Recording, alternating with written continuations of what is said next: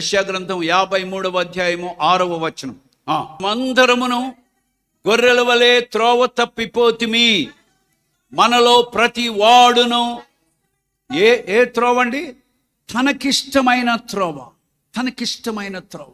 నా ఇష్టం వచ్చినట్టు నేను మాట్లాడతాను, నా ఇష్టం వచ్చినట్టు నడుస్తాను, నా ఇష్టం వచ్చినట్టు ఆలోచిస్తాను, నా ఇష్టం వచ్చినట్టు ప్రవర్తిస్తాను. నా ఇష్టం, నా ఇష్టం, నా ఇష్టం. నీ ఇష్టానికి అసలు అవకాశం ఏది? నీ ఇష్టాన్ని నువ్వు జరిగించుకోవడానికి నువ్వెవరివి? నీకేం హక్కు ఉంది? యు ఆర్ నాట్, నీవు నీ సొత్తు కాదు. మీరు మీ సొత్తు కారు. ఈ మాట మీరు గుర్తుపెట్టుకోవాలి. నువ్వు నీ సొంతం కాదు. నా ఇష్టం అనడానికి, నీకు ఇష్టమైన త్రోవకు తొలగడానికి, నీ ఇష్టం వచ్చినట్టు మాట్లాడటానికి, నీ ఇష్టం వచ్చినట్టు ప్రవర్తించడానికి, నీ ఇష్టం వచ్చినట్టు జీవించడానికి you are not your own.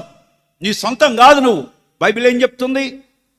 నీవు నీ సొత్తు కాదు, మీరు మీ సొత్తు కారు, మీరు విలువ పెట్టి కొనబడిన వారు.